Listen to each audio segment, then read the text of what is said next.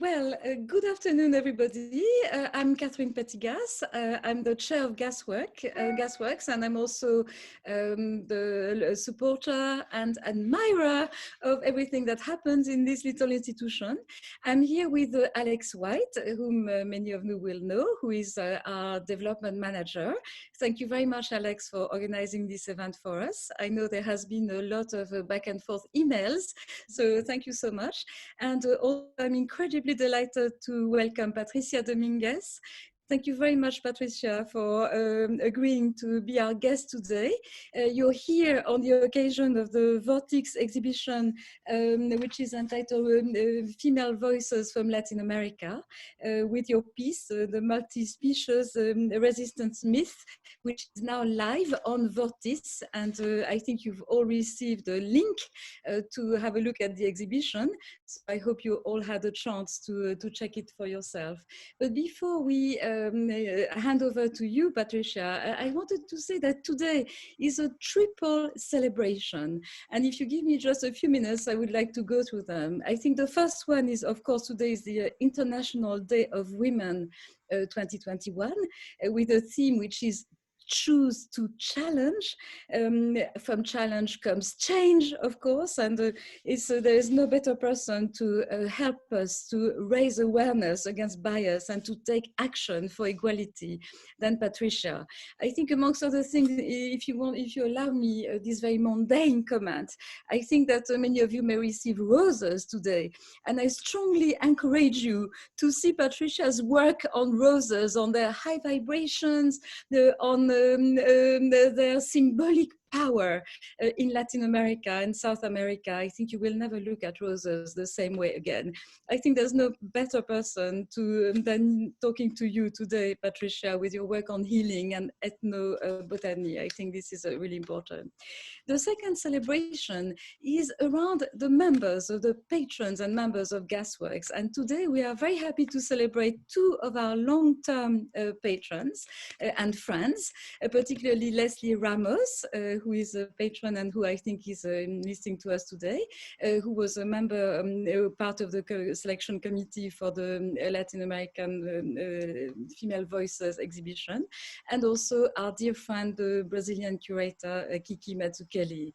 So all these events are an excuse and a reason for us to celebrate you, our patrons. Thank you very much for your support. And the third reason to celebrate is that today is the first in our series of lunchtime chat, bite-sized presentations that will last no more than 40 minutes and that will enable us to discover the practice and the process of an artist. And of course, today is dedicated to you, Patricia. I know that Alex will say a few more words of introduction, so I won't go any further and it will be over to you. Again, I remind you that this is going to last just 40 minutes. There's going to be a presentation by Patricia, and we would very much encourage questions after her presentation. So, well, over to you, girls. Thank you so much, Katrine. That's a wonderful introduction, and welcome, Patricia. We're really excited to have you here. As you may know, Patricia had her first UK solo exhibition, Green Irises, here at Gasworks in 2019. This was following her residency at Gasworks, which was supported by Becca Ama. She has subsequently gone on to exhibit internationally, including at TBA 21 and Centro Centro in Madrid, and will be included in the forthcoming Guangzhou Biennial, which opens next month, which is very exciting. Patricia Domínguez works across sculpture, video, installation, drawing and writing, bringing together experimental research on ethnobotany, healing practices, and the corporatization of well-being. Her work explores the emancipatory potential of the artistic imagination as an antidote to the legacy of colonialism and the subsequent effects of late capitalism, and in particular, the resulting ecological destruction within South America. So for her new virtual exhibition, which Katrine mentioned has launched on Vortex, Patricia is showing work from two different projects, which we're about to dive into. Both of these projects employ visual narrative fiction as a way to demonstrate how the colonization of the living environment cannot be disentangled from its effect on people and other species. So the first project, Eres un Princeso, is the result of a residency at Flora in Bogota in 2013. Patricia spent time getting to know the young caretakers of the Santa Leticia horse stables. So Patricia, could you take us through how you came to discover this place and how the project came about? Thank you, Alex, Catherine, Gasworks, and Vortic for this invitation. It's really an honor to be here and talking about these two projects. And when Alex invited me to think about like women working in South America, I thought about these two projects that I've been doing in Colombia, Bolivia, and Chile, which kind of enabled me a way of thinking in a new way of like more communal interspecies care. So I'm gonna share my screen. I prepared a constellation of images to take you guys across, and just feel free to interrupt me or to ask or whatever. So Eres un Princeso, I did it in the residency in Onda, Colombia, 2013. And just to give some context, you know, like I was there in this like really like 1 hour from Pablo Escobar finca. So I was thinking like, what is the hybrid that is being made in the second colonization of the land? Because when the Spanish people came, the indigenous people saw them as one being because they didn't see no horses. So through the colonialist narrative, these beings were kind of being thought as divine, this hybrid between human and horse. So I was thinking in this second colonization of the Colombian land with the narco territories that they own all the terrain, what kind of relationships are being made between human and horses in this colonization? That was the starting point. So I was kind of imagining this, before going to Colombia, this hybrid between horses and human and plants. And then, you know, like all the horses in Colombia are really connected with the mafioso and the paramilitary because many of these people comes from rural environments, and the horses are really like power structures. Like in the stable I was working, all the horses were called like diamond, whimsical. So in a way, it's like a projection of the desire of power structures of these men, usually, yeah, only men. So there's all these kind of horse traditions. So when I went to Onda in Colombia, I was really lucky to find like the one stable, and you know, it was super interesting to enter from the particular to the general, because you come with all this history about like narco and everything, but then you get there and you start seeing like all this history of pain and emotion that is there. So I got to this stable where the owner, who is this guy, was murdered like 3 years ago before I came there. And this is the team of the stable. So it was really hard because, for example, this is Señora Marta, who is the mother of the man that was murdered. So in a way, for her, being in this stable was a continuing the how do you say, the truncated dream of his son. So her way of connecting with his murdered son was to take care of the horses. And then this was Edwin, the trainer, and then the three guys, Nacho, Chocolo, and Sebastian, was like the caretakers. And these guys were like super young. They didn't go to school. It's like child workers. And Chocolo, who is my kind of princeso, he was 16 at this time I was there, and he was in jail at 9 years old. And in jail he started, because you know, like all these families kind of use the kids to move drugs. And in jail he started taking care of the horses of the police, and in that way he established this really complex relationship between care and affection. And he went out of prison, and he was there, like, you know, learning how to train the horses. So in a way, this was kind of like going deeper into the stable, and they were amazing. They allowed me to be there daily for 1 month. So I was like seeing how like this complex interspecies relationship was far more transcendent than the power that kind of like a horse mean. This is Señora Marta. I love her. She was really generous to let me in the stable, because it was, I feel if a guy was the owner, I wouldn't be able to go there every day. So I was like also going there, and they were like teaching me how to ride in the Colombian style. We were like playing dominoes. And I started like documenting how the kids take care of the horses, because they established this really complex emotional, like physical closeness, because they were like working, cleaning the horse, but at the same time, emotion, labor, work, obligation, kind of like get started together in these hybrids. For example, here, the horse is like, this being is like one head with 2 arms, with six legs. So all these hybrids were happening, and I was there like documenting them every day. These kids were really young, and they were growing up. They were like with or their cell phone, really kind of sexy too. So the horses were in a way these companionships on their teenagers years. You know, they were like all the time with the phones. So a lot of this happened too, like in the stable daily. And the owners, they were only there like on Friday nights. I will show some pictures there. So this was more like this, like the second invisible relationship between these kids and the horses, and their way of like also learning. And for example, also the stable, like one day they asked me to take pictures because it was used, this is where the picture and the video happened. It was used to celebrate the 15-year-old birthday of one of these kids, Nacho's sister.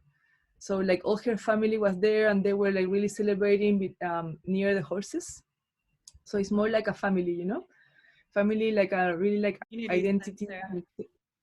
It's like a community center. Yeah, it's a community center because there's no community center. It's like a big place, but also the stable through the owners was a place to like perpetuate colonial structures. For example, like they were showing me that they had this virrey costume. The virrey was like the representation of the king in the colonial times. So one day, like I asked them for the costume and I wear it. So like these kind of things happened. And also, for example, the owners will go only on Fridays and ride the horses on the town, really drunk. And Chocolo, the princess, so the kid from the picture, he will just run after this guy with the wine, serving them wine. It was horrible, you know. And they were like they were so drunk, they were like kicking stuff in the. I was in the restaurant that day, just having like a pizza with a friend, and they were like kicking out like all the billboards. So this is more like what we think. And also, for example, like one day I saw Nacho, one of the kids, he was taking out the little heads because they have a lot of rivalry with other stables. So it's like all these power structures, like they were so complex and like multi-layer for all times. So he was kind of like doing this to his enemy. And then I used this for also for the exhibition we did at Flora. And for example, like another one of them knows how to do rain. So we were like all these leaves is called el balazo, like the shooting. So like all this projection of violence over the horses, over the kids, and over the living environment was engaged, right? Engaged or entangled. So for the video, I didn't want to, it was super difficult to comment about all this. So I went into fiction. I feel fiction for me is like a way of reorganizing things in a new way that haven't been like accessed, and it's like really from the particular. So I kind of invented this figure, which is called a princeso, which in a way is like princess and prince together. A princeso in Latin America is a guy that doesn't want to work in a way. So it kind of makes sense. So I made a hybrid between like horse, human, and plant, but in this context was a trophy horse, a child worker, and a cultural botany study of all the plants that decorate the entrance of this finca. But also like this guy is wearing a dress, he's barefoot. I just wanted to give some kind of like, for me, like sacred interpretation of this, you know, like almost imagining, as a friend said, like the third like mythological colonial how do you say, invasion, or like a sacred kind of thing to rethink like all this relationship, and also like to invert the power relationship, at least for the video, you know, just to put this kid over and not the owner. For them was just a gesture. They were like so happy. So it was like one day of filming and one day of kind of like making some breaks into these power structures and having fun and just playing with fiction, which I think was just like a little air. So in the video, we use 4 horses. One is Spanish, one is Tuareg Colombian, and one is Criollo, and all of them sound different depending how well they're trained. And also at some point of the video, they become this kind of hybrid, like as the colonialist, the Spanish ones. But then the horse and the kid is coming like to the light, and it's kind of like showing itself as really fragile, like barefoot. So this kind of like play of power, and but also like of the fragility of the relationships. And the way this video is shown is like a video installation where the horses are human, like real scale. So this kind of like relationship of power is reenacted, at least in fiction, at least in video, but the viewer is always like looking up all this like army of princesses that are coming to your way.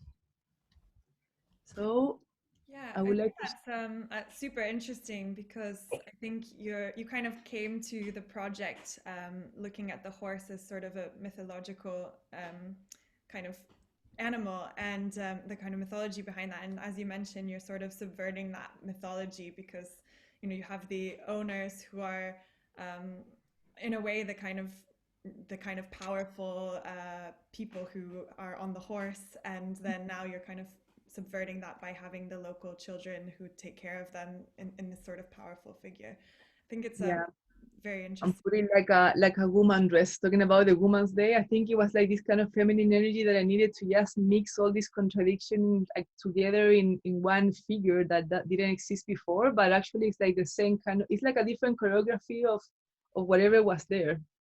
Hmm. Yeah. Maybe I can show. Do you want to see a little piece of the video if you want? Definitely. You kind of, I will just show like 30 minutes, but this is, and the sound is almost like 50% of the piece.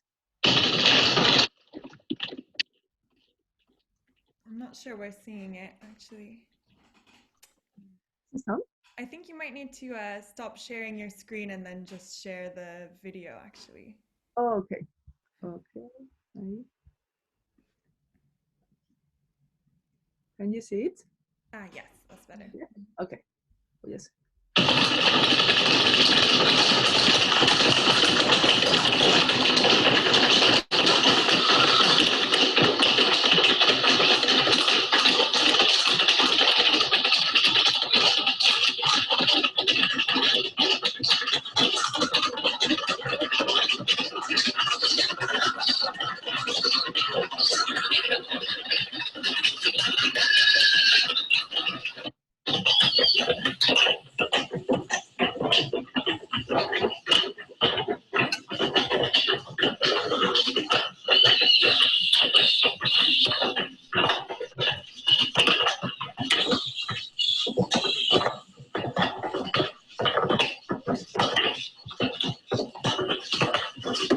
And then it goes again to this.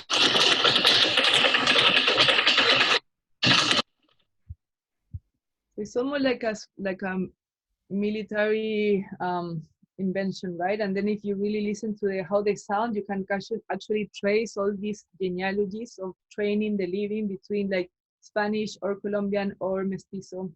Mhm. And it's also quite violent as a piece, no? Because it's life size and with the horses coming straight at you. I think interestingly, you can almost get that feel even just by walking through virtually the Vortic space, no? The Vortic exhibition. So I think this is very clever of you. It was difficult to deal with so much violence and all these stories. So that's why I wanted to propose this idea of the princess of this like white horse and this kind of energy with this young guy and the dress. Mm. A little air there to change the energy or to just like digest what I was learning there. But yeah, Colombia is really violent, incredibly. Still, yes. Yeah. I think it's also interesting because the horse was brought to the Americas by the Spanish in the first colonization, as you mentioned, and the sort of taking on that similar role, the kind of owners of these horses who are very wealthy and powerful, and then you kind of claiming that with the local community in your work. And Mm-hmm. it's similar in a way to the kind of Katrine was mentioning the rose earlier that you were used in your Gasworks exhibition. And I think that's really interesting because the rose was also brought by the Spanish and then also kind of reclaimed by the indigenous and mestizo communities in their healing rituals. So I love the way that you kind of take these symbols and then kind of use them and reclaim them in different ways to kind of subvert their hierarchies. So that's very, very interesting. It's nice to see the relationship between both. Yeah. There's a lot of like histories of indigenous people just like stealing horses from the Spanish and then making their own military, like mounted military, and just changing the whole thing and using them for their own needs. Great. Should we go into the second project? Mm-hmm. Okay. Sure. So the second body of work, Madre Drone, was produced during Patricia's 2019 residency at Kiosco in Bolivia, as well as in Santiago in 2020. She was in Bolivia volunteering at an animal rescue center during the catastrophic fires that raged through the eastern part of the country. Many of the animals were displaced from the region as a result of the fires, and it's there where she met Darwin, a young caretaker of the animals, and a parrot called Malefico. She also draws a connection from the crisis in Bolivia to the recent protests in Santiago de Chile. And I'm going to hand back to you, Patricia, because she's prepared a reading and some images for us to go through this piece. Oh, thank you. Yeah, so I prepared like another constellation of images, and I will be reading this time and also like enabling some moments for silence and contemplation. So you can also like kind of get like confronted by the imaginary. So I'm going to relate to two events that transported me to a time beyond 2019. These stories modified my personal hologram. There's no return after experiencing them because they modify the worlds that I travel in between, proposing new narratives to which to account for the present. The first story is about a blind toucan that I cared for during the fires in the Bolivian Amazon.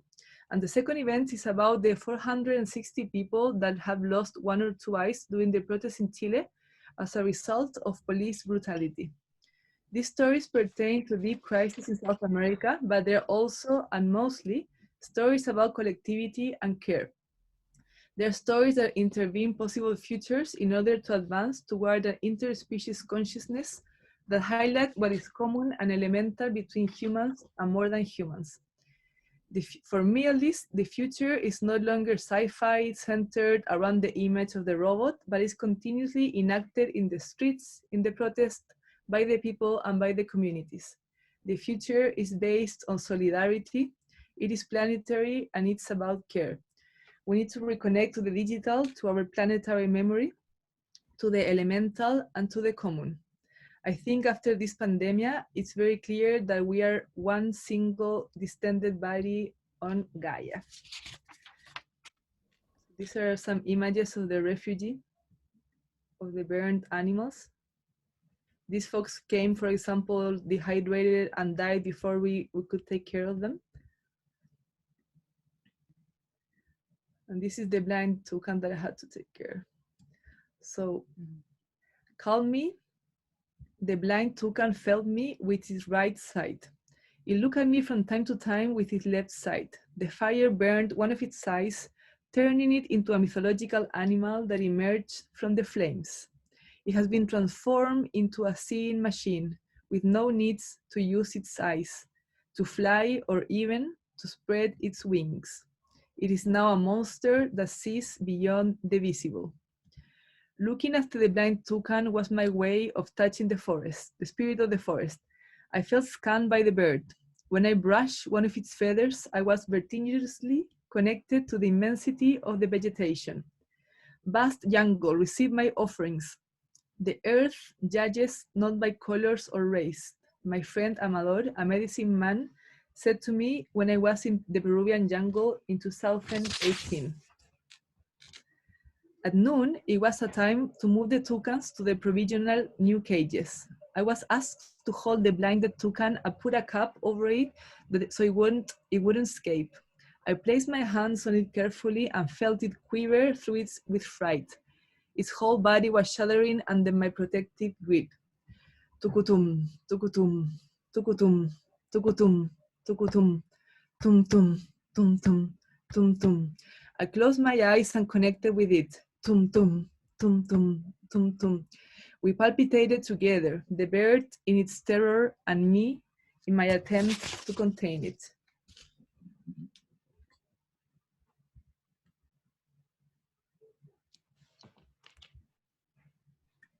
This is Darwin, the caretaker, another child worker.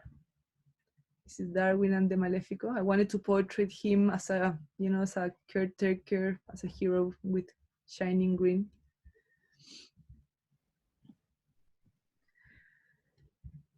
And after Bolivia, after doing this video, I jumped into the fires of Santiago in the same month.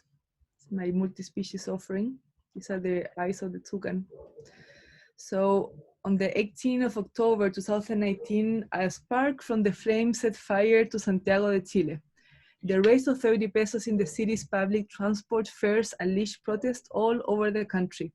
The neoliberal system implanted during the military dictatorship have left most of the population seriously unprotected.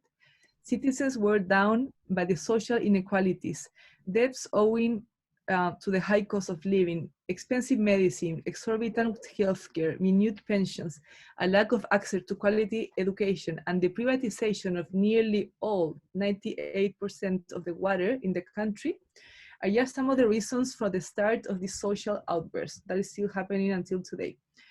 The citizens' demand for a decent life were repressed by the forces of public order. According to the official figures given in the latest reports of the National Institute of Human Rights, there were 31 deaths, 3,765 people injured, and 2,888 accusations of sexual violence, torture, and the use of excess force by the police and the military during the social demonstration from October 2019 to March 2020. Of those injured, 460 people were struck in an eyeball, some with total loss of vision owing to popping of the eyes caused by bullets, pellets, and tear gas fired directly to the faces of the demonstrators. 2 people lost both eyes, Fabiola and Gustavo. So in that year, in Santiago, every image of eyes or round things in the public area has been spontaneously intervened with no prior organization. Statues, books, monuments, and advertisement has been sprayed with red graffiti, like all of them. It is the sorrow for the lost eyes and the bleeding eyes have updated a download for the public arena. Santiago looked like a fictional city, the city of nightmare, the nightmare of vision. People take charge of the sculptures nearest home. I'm looking after this one. I paint inside red every time the municipal authorities cover up with gray. Now with the pandemic, all the cities cover up with gray. They cannot use it. And this was a Christmas tree in the streets with the popping eyes. These are some of the bullets from the protest. And this is what had been happening here for like more than 1 year now. And this is part of the video. So I define a drone as an astral extension of a human being that allows them to move across the world above. A flying eye, a vigilant eye, and an eye suspended in the air.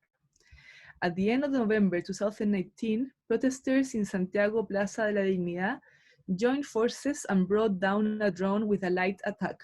Using the blinding potential of the laser pointers, they spontaneously brought all the lights beam together and all aiming at the spy drone at the same time, they shot it down. The social struggle was transferred to the air, using the transparency of light as a weapon.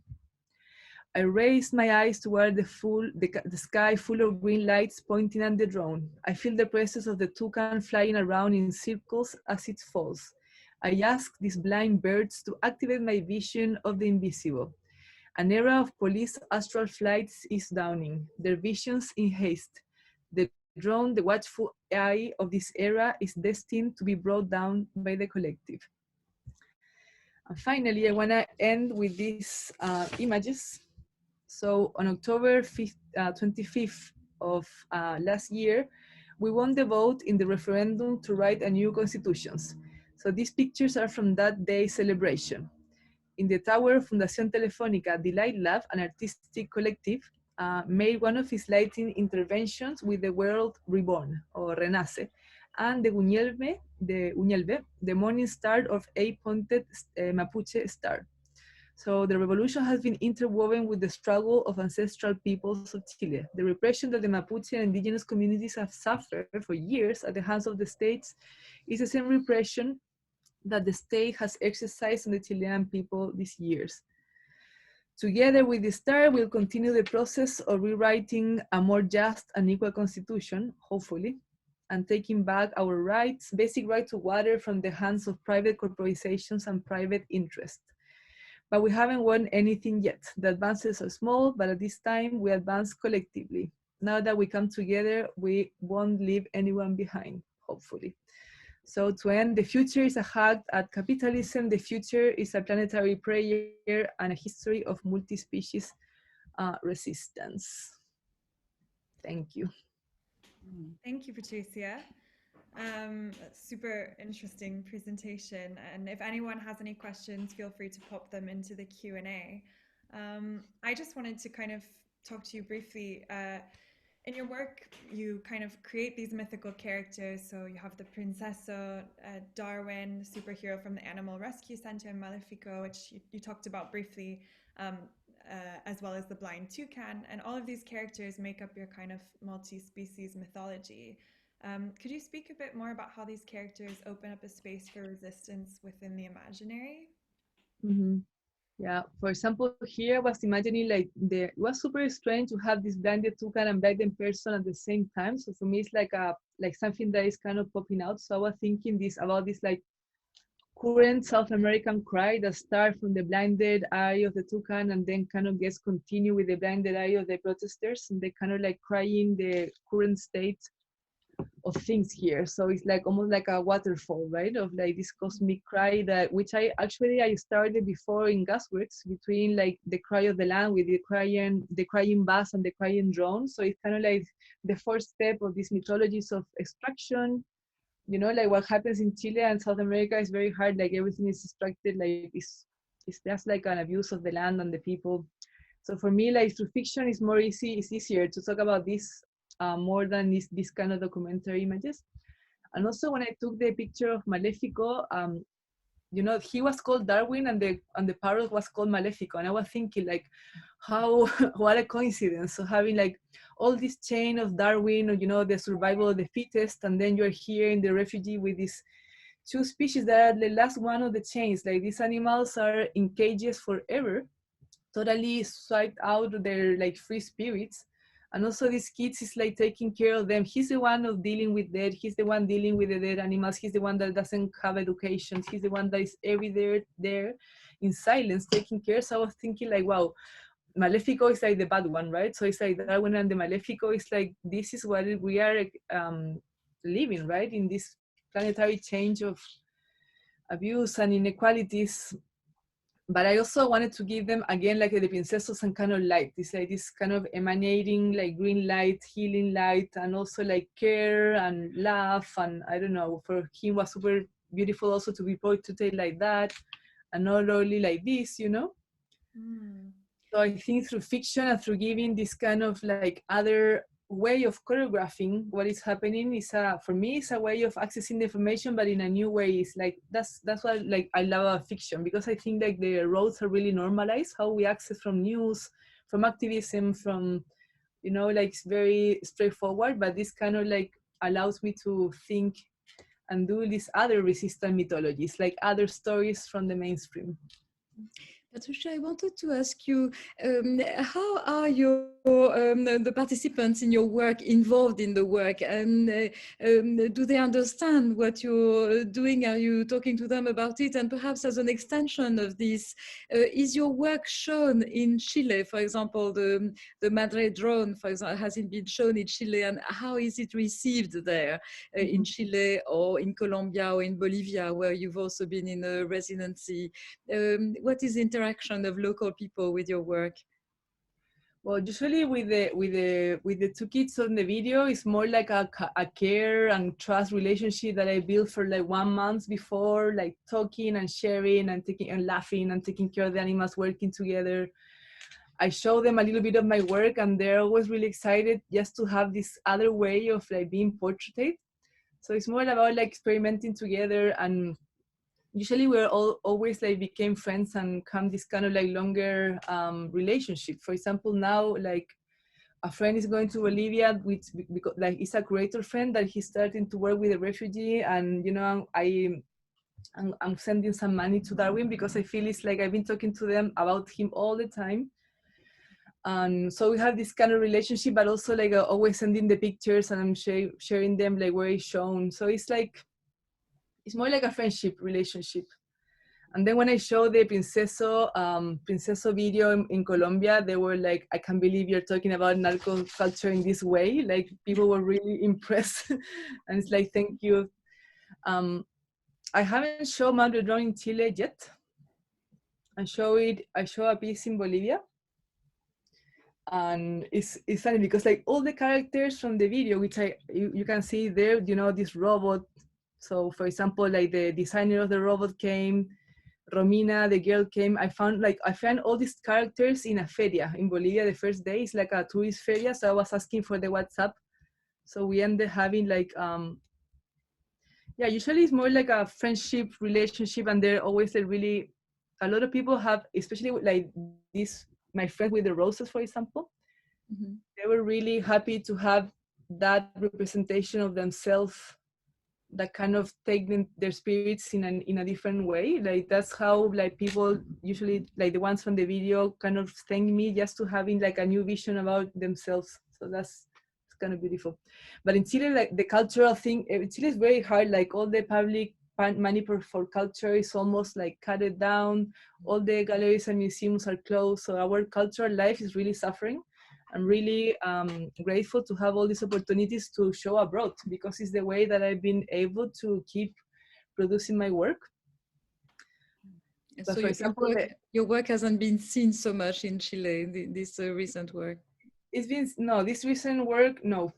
But for example, I just did a piece with TV821 about the privatization of water, and I work with an amazing group of activists. There are like 11 women activists.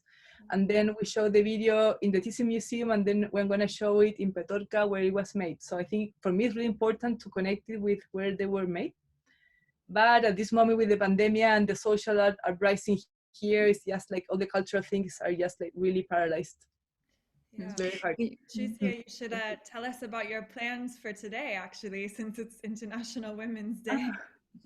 Yes, after this, I'm going to the march, the Women's March, which is illegal, of course, like because of police repression. But I think we're with some friends, we're going to show up. Yeah, so I'm going there. Hopefully, nothing will happen to anyone, because everyone is really scared. It's like the violence with the police is kind of like out of control.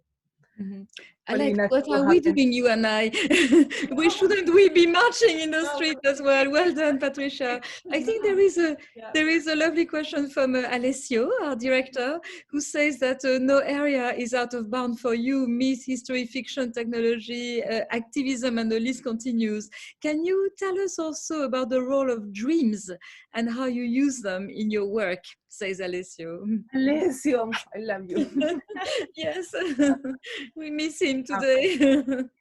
Yes, yeah. So I haven't talked about dreams, but for me, dreams are really important. So I think the language I have been using in my all the work, you know, it's like this way of navigating all the areas. It's like dreamy, kind of like non-linear, multi-dimensional. I can just jump like a dream, you know. In the dream, you're like advancing from place to place with no linear narrative. For me, that's kind of like an activist point, because I'm trying to go against this like linear utilitarian way of accessing, you know, like neoliberal capitalist system. Everything is like utilitarian, everything has to do sense. With dreams, you can just travel and shapeshift and morph into different perspectives. So I've been using that, and I don't dream a lot, but I sometimes have very strong dreams, and I've been painting them. I paint some for Gasworks, and yeah, I think that kind of like non-verbal language of dreams is my main inspiration to. It's like a way of mixing life, right? Yes. Yeah. I've been dreaming with the toucan a lot. In a way, it's like a way of traveling, but yeah, it's more like this kind of ability of like shapeshifts and morph and have different perspectives, and also like accept that we live in a very emotional and multidimensional way, like day by day. Like we're working here, but all of us are having a lot of connections and you know, like, and memories. So that part that we never talk about is super is present, you know. Yeah, it feels very kind of present in the pandemic now, with all this sort of, even just the virtual platforms and being able to go to an exhibition. You know, now you have exhibited in Chile because you've exhibited everywhere with this virtual platform. Yes, a lot of people are dreaming, like it's our way of like traveling, right? Yeah, of escapism. Sometimes the dreams like gave me some images that I would never be able to imagine, but the dreams cannot join things in these fictional figures that I use in the work. And I don't know how that works, but I think they're very wise, and through visual images they can mix and give like really strong images to us to understand reality.